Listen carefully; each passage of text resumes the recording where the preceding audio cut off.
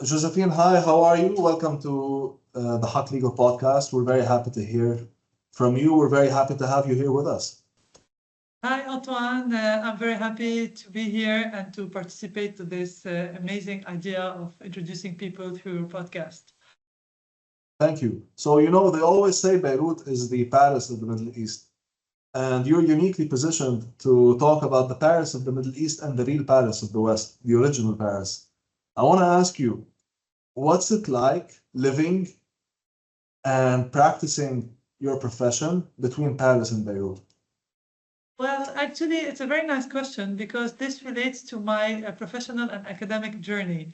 So it has always been between two worlds. I first studied in Beirut at St. Joseph University, and then I completed a master's also in Beirut. And finally, I decided to go complete a PhD in Paris. And then I loved it so much there. So I decided to join the Paris bar after studying also French law again and again, and which brought me here today in Janté Law Firm as counsel. And I also keep going back and forth to the Middle East, especially that I've been invited to teach again at my alma mater at St. Joseph University as of last year, which made me very happy. And also now, as we are developing with my law firm, the Middle East desk. So actually, Paris gave me legal method, it gave me structure, but Beirut gave me instinct. It gave me also adaptability and a sense of nuance. And arbitration, this is very important because it's a cross-cultural discipline. It's cross-cultural disputes. We have to be flexible and we have to be structured as well. So that dual identity is not just useful, it is essential. And I'm thankful to this journey that I've had from the beginning. Very nice. So, you mentioned something about the Middle East desk and coming back here to teach. It seems like you started here and then you went to Paris and now you're coming back. Is this a trend we're seeing where Western law firms are investing more and more in the Middle East and they feel like they can tap into the talent found here in the region? What's going on? Actually, I'll tell you what's going on. It's a very interesting topic to talk about. Well, you know that all the countries of the Middle East region are now transitioning from a traditional economy to a more diversified economy, especially turned towards renewable energies, real estate, etc. So people from the Western countries are more and more attracted into investing those countries because opportunities are huge. And when you have opportunities, you also need a backup from a legal advisor, from a trusted advisor. So this is why we decided at our law firm to initiate this new service. So to try and accompany our existing clients wants to establish in the Middle East, and of course, by working with local councils, because local expertise, you cannot go beyond that. You cannot pretend to know everything about every country and about jurisdiction. And also vice versa.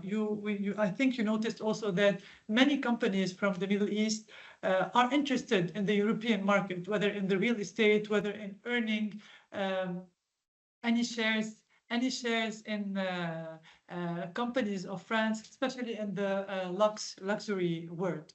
So this is where the idea came from. It's this flux of capitals across borders, back and forth. So we can talk about inbound and outbound. But the challenge in building a Middle East desk is not just to add Middle East on the brochure and add Middle East on the website. It's really build credibility. And how do you build credibility? By staying in touch with people from the region, from councils from the region, clients from the region, because you don't need legal technicality. You need culture. You need to understand the social codes, such as how to greet a judge in Saudi, for example.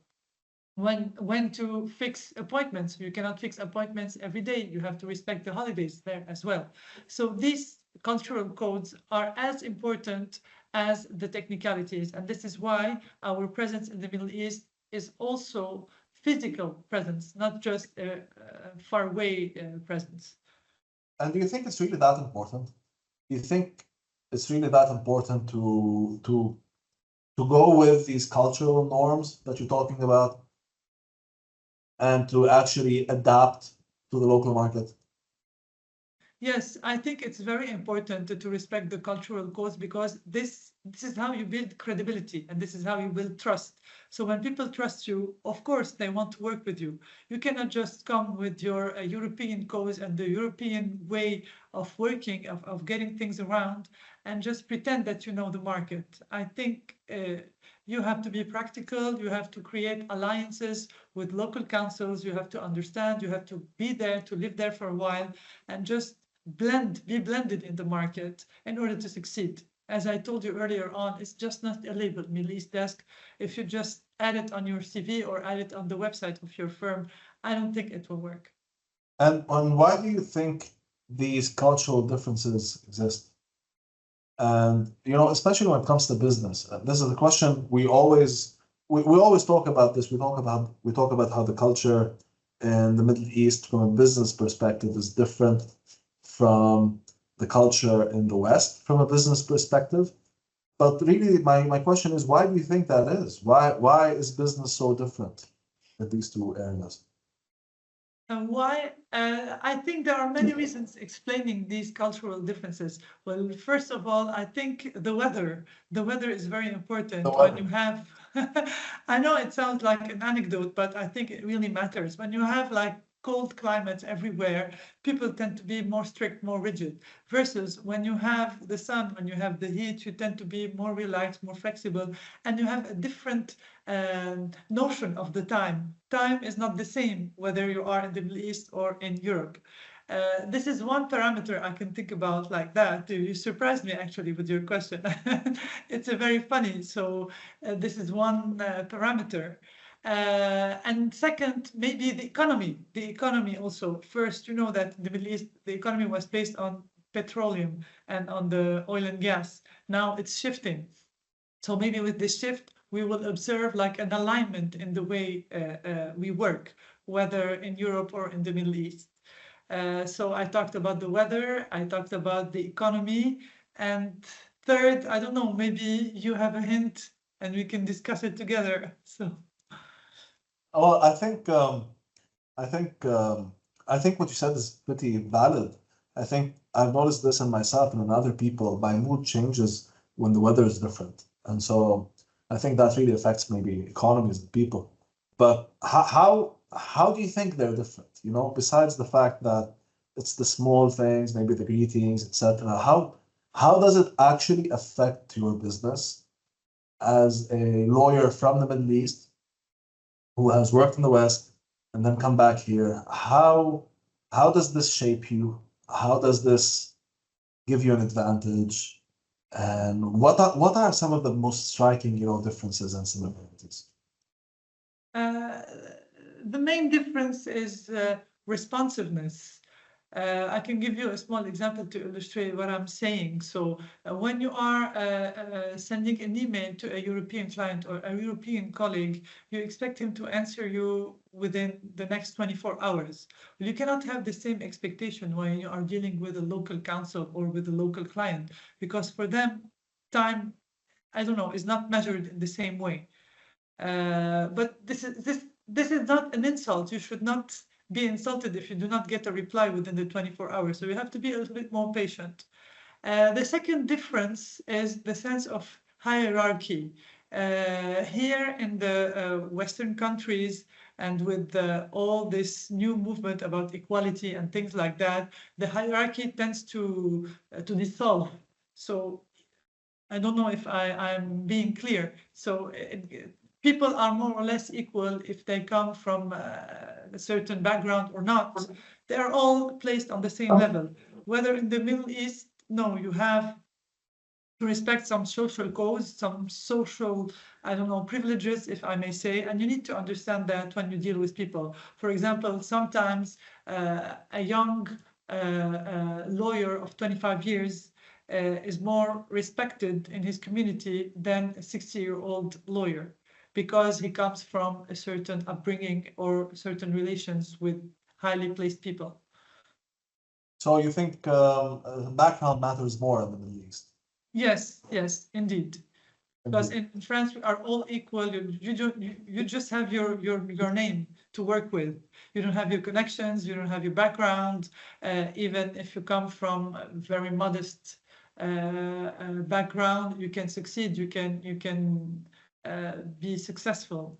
Whether in the Middle East, I think that we are a bit different in that. I see. And you know, that's something I've heard from a lot of people. Okay, so yeah, a lot of people have had the same experience, actually. Do you but think? you need to understand that actually this is not something that antagonizes your business. Once you grasp that, you can adapt, actually. I see. Yeah, and at the end of the day, you know, when in Rome, play like the Romans. That's what they say. You have to adapt to the environment, I think. So you mentioned earlier, and I want to go back to this. You mentioned you were building the Middle East desk for Jean Tet, correct? Yes. What are some of the adaptations you've had to make? What are some of the challenges you're facing? Tell us the story. It's not easy taking a Western firm, bringing it here. How are you approaching this? Well, actually, the first thing is that in the Middle East, Jean Tet is not known at all because we are not an American firm, we are not a British firm, and you know that in these countries, most of the firms, of the established firms, are either local firms or Anglo-Saxon firms. So first of all, we have to set foot in the market. We have to prove that we are competent, even though we are a French firm. And contrary to what people think, actually in the Middle Eastern countries, the law is very inspired from French law. It's not common law, actually. Most of it is French law, inspired from the Napoleon Code, which gives us credibility. But we need to market that more because people think otherwise. People think that it's more the common lawyers and the English and the British lawyers that should have precedence among others. So this is the first challenge. Build some reputation, spread that we are competent, that we know how to read the laws, read the local laws. And the second challenge is to make the market understand that we are not here to be the competitors of the local firms or of the already established firms. We are here to work with them hand to hand. And as I said, we need local expertise. We need people telling us how things work in practice and not just in the books. So the second challenge is to build the network, to build knowledge also around that. The third challenge is to present the desk to our existing clients and telling them that there are several opportunities in the Middle East, whether in the renewable sector, in the infrastructure, in the construction, and that we can help them set their business there. The fourth challenge is to make people from the Middle East wanting to invest in the European market, telling them about the bilateral investment treaties that will protect their investment, telling them about the judicial system that works more or less fine, and show them the opportunities where they can invest and tell them that we can structure their investment from A to Z and also advise them in their disputes, if any. But of course, we hope that they won't have any disputes. And I guess that's the job of a good lawyer, I guess, is preventing disputes more than solving them, right? And what do you think about that? Yes. Is a lawyer supposed to be preventive, or are they supposed to be more, curative? Yeah. Yeah, I think prevention is way better because otherwise you will be disrupting business. And this is not what the client wants, actually. Of course, when there is a business relationship going on for several years, you will have ups and downs. But the point is, when you have the down, you don't just interrupt the relationship and go to the disputes and go to the litigation, but you try to solve it in another way. For example, you can restructure the relationship, restructure the contract, renegotiate the contract, offer alternatives, instead of fighting it over for 5 years in the courts or in the arbitration tribunals. Speaking of arbitration, so yes, we have this policy in our firm. Speaking of dispute resolution, was your goal always international arbitration? How did you step into this role?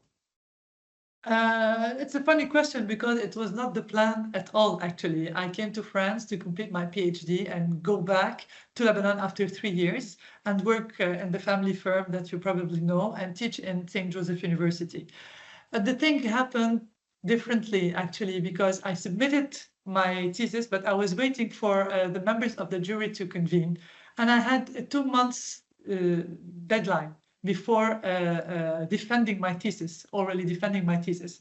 And I didn't want to stay in my students' room waiting for this date to happen. So I started applying everywhere, but no one accepted me actually because I didn't have any previous experience in the French market. And they're always refusing me, saying that I'm too academic. I don't have any practical experience. And the only firm that gave me a chance was my first law firm in France, Le Boulanger and Associés. And it happened to be a boutique firm dedicated to arbitration. And the initial plan was to stay there 2 months, waiting for my PhD defense and come back. But the 2 months transformed into 6 years. And this is how I learned everything about arbitration, because my thesis was not at all about arbitration. It was about insurance and financial markets. And so on, so on, and so on. And I've been in France for 14 years and practicing arbitration for the last 10 years. And that's how it happened, huh? Yes, it was completely by chance because I did not want to wait 2 months without doing anything, without staying active. But I got a lot of rejections, to be totally transparent with you. Well, I mean, we all get rejected, and I guess those are two very good traits: to persevere through rejection and to actually have this energy, this agency to do things. In your experience, because people love arbitration, right? There's this whole prestige about arbitration. You know, he's an arbitrator. This is arbitration. He's set apart. He's much better than us, etc. How is arbitration actually different from a normal dispute resolution? How is it different? I will tell you how is it different and why people think it's too prestigious. It's different because you have the time to write exhaustive conclusions. You have the time to make a lot of research, to get a lot of arguments. So you have the time to draft, you as a lawyer, and the arbitrator who will adjudicate your dispute has the time to actually read your file and read all the exhibits you are putting forward. Versus, in comparison, when you are before the local courts, you know that the judge does not have a lot of time to read and to go in depth with your case. So you as a lawyer, you have to draft short briefs. You have to make it fast, you have to make it efficient, and you don't have the luxury of time. So this is what makes it prestigious as for arbitration. You have the luxury to take the time and go through details, to get a lot of case law attached to your briefs. You have the time to reconvene and recollect the facts through witness statements, through experts, etc., etc. You know, this is something I want to ask you about, because there's this conception amongst legal professionals and the general public that arbitration is a speedy process. But here you are saying that when you are in an arbitral process, you have the time to develop your arguments even more and to research even more. And so can you explain this point for us, please? Yes, actually, I like to see things in between. It is a speedier process than the local courts, but speedy does not mean expedited. Okay, it's not a summary procedure, actually. It's a real procedure, but shorter than the local court procedure. So it's an in-between, actually, vision. And it depends on the practitioner. You can make it as fast as you want. You can negotiate a calendar and you have your award in 6 months, versus you can negotiate a calendar so you have your award in 2.5 years. But also, meanwhile, even though you have such a long time, you can also leverage this time to try and settle your case with your opponent and maybe try to, how to say that, to reestablish or reinstate the business relationship. So sometimes time can be leveraged in order to reshape the relationship with your opponent. And so this is perhaps one of the things that interesting. So what other misconceptions exist about arbitration? What other misconceptions? That it is difficult. I don't think it's difficult. There are some main principles you have to learn, of course. It's the basis. You have major arbitration principles, major case law in arbitration that you can learn. Of course, it takes time, but once you learn them, it's all about practice. And I believe that this is applicable to all other disciplines. Okay, for example, if you want to work in the banking sector, you have to learn the basics of banking law and then practice it and stay up to date. The same applies to arbitration. So this is also a misconception that it's very hard, it's very difficult. The speed, we talked about it. What else have you heard around you about arbitration? So maybe I can comment on that. I've heard that it's expensive. Is that correct? Yes, this is expensive compared to some legal systems. For example, if you compare it with the British legal system, it is not expensive. And I'll explain why. Because you have to pay fees, like a percentage of your claim before the English courts and also in the US.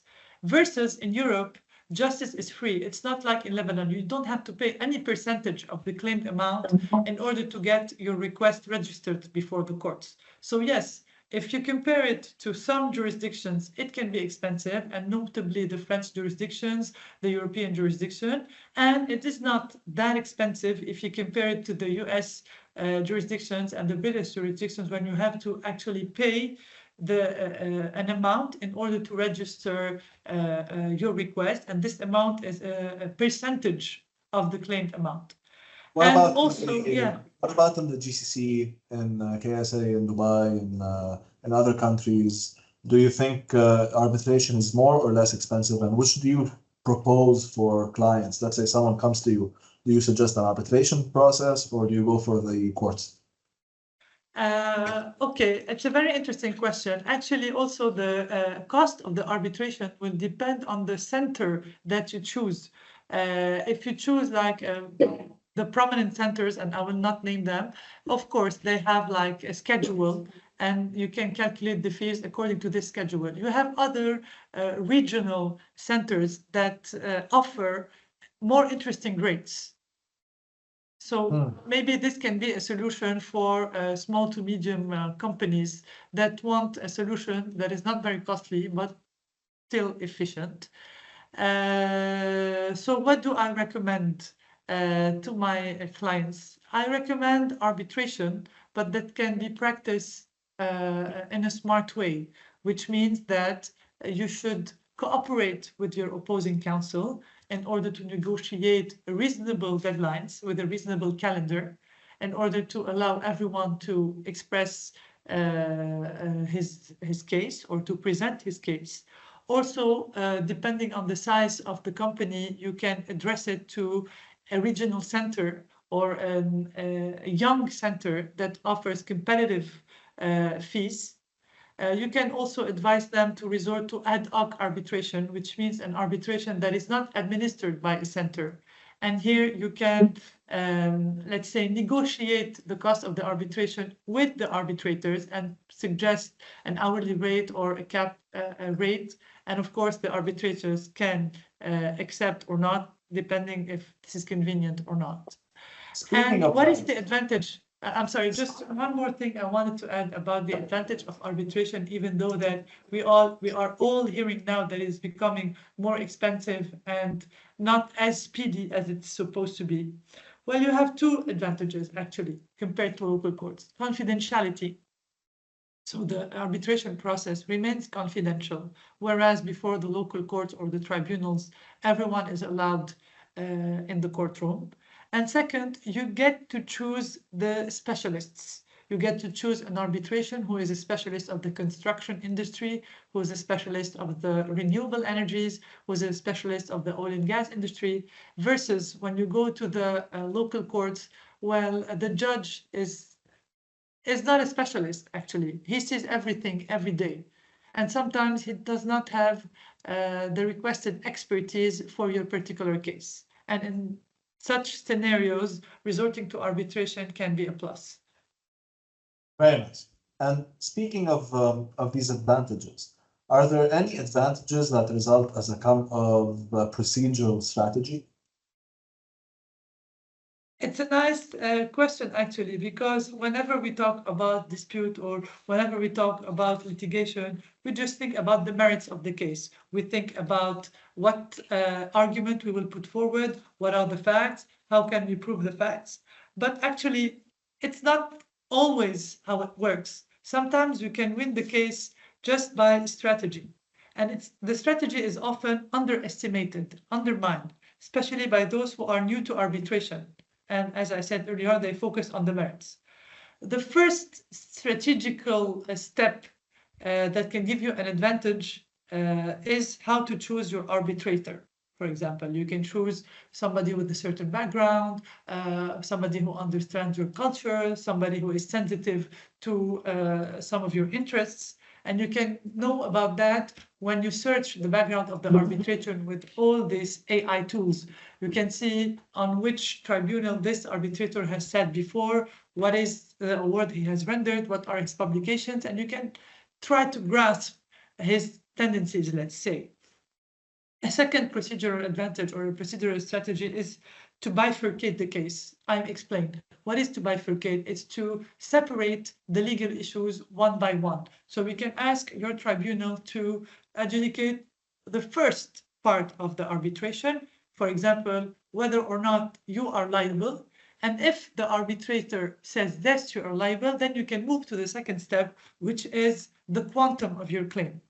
Why is this a strategical important step? Because imagine that the arbitrator found that you were liable, then maybe you can have a window to negotiate with your opponent about the amount that you will be paying at the end.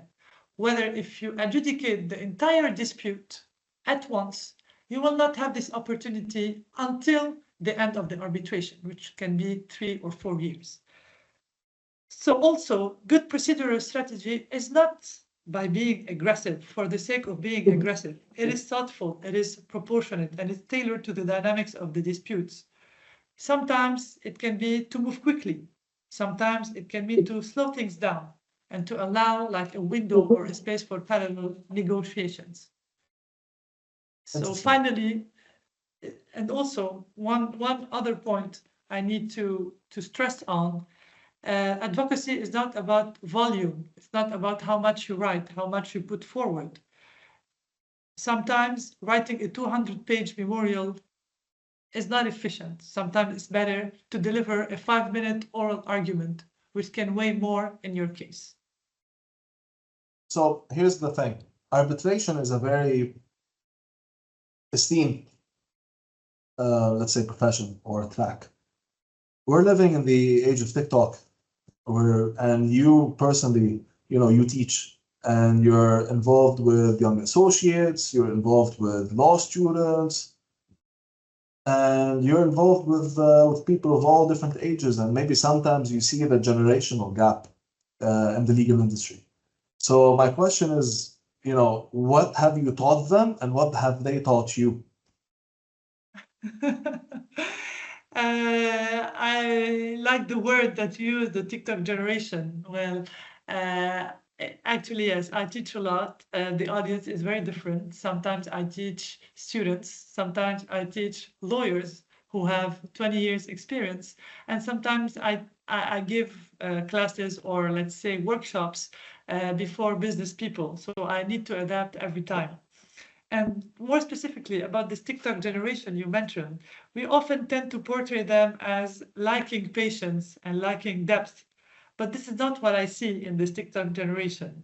What I see is a different way of engaging conversation with them, but they are very curious intellectually, contrary to what we believe. The key is not to resist this change and this new era of simplifying things, but to adapt the way we teach without lowering the standards. So I insist, of course, on clarity. I insist on structure and on being always up to date, because arbitration moves fast. You have to be aware of the new decision from the Paris Court of Appeal, for example, about an exit annulment or a revised institutional rule. I also tell them to take the time to go deep, And this is what I said also earlier. You have the time, you have the luxury in arbitration. It's not just about memorizing, it's understanding and interpreting things to the legal scenario you have in front of you and the factual scenario you have in front of you. On a practical level, what I also tell them is to be concise, because tribunals are no longer impressed by volume, are no longer impressed by academic language. They want clarity. And you also asked me a second question here. You said, what did they taught you? Yes, so actually I learned about arbitration from teaching it. And teaching arbitration has been one of the most valuable parts of my professional life. Not just because teaching forces me to stay sharp and to stay up to date, but because it gives me a different lens on the practice itself. As I said, some are future practitioners, others are already professionals. And when I teach, I have to make complex structures clear and concise. I cannot rely on very pompous vocabulary or on assumed knowledge. So what I like the most and when I learn from teaching is I need to break down my thoughts to fundamentals and sharpen my thinking. And from the young generation, notably the TikTok generation, I learned that you have to be open to new ideas. You have to be open to technology and not to resist, not to say that I'm fine with what I've learned 20 years ago and I'm fine with the old-fashioned way. You need to be able to answer uncomfortable questions also sometimes about diversity, about enforcement gaps. They are part of the legitimate conversation. You cannot avoid those tricky questions or those difficult, uncomfortable questions. So, and students also keep you grounded because they ask you real questions. For example, they ask you about the cost of arbitration. They ask you about the time it takes to get an award, about bias, about impartiality, sometimes about corruption in arbitration. And these are not just academic concerns. They are part of the reality we face as counsels and arbitrations. So teaching helps me stay grounded, helps me stay concise, up to date, and most of all, practical. This is very important. Josephine, thank you so much for this amazing podcast. I want to close with this one thing. I want you to address our young audience. I want you to imagine they are your associates, and I want you to give them one piece of advice, and then we're gonna close this session. Okay. What I want to tell to my associates is to be ambitious. Don't limit yourself to what you're asked to do. Do more than that. Think about the broader strategy. Ask questions. The best associates are not the ones who are technically strong. The best associates are the ones who are curious. That is brilliant. Josephine Hage Chahine, thank you so much. Thank you, Antoine, and hope to see you at the nearest occasion.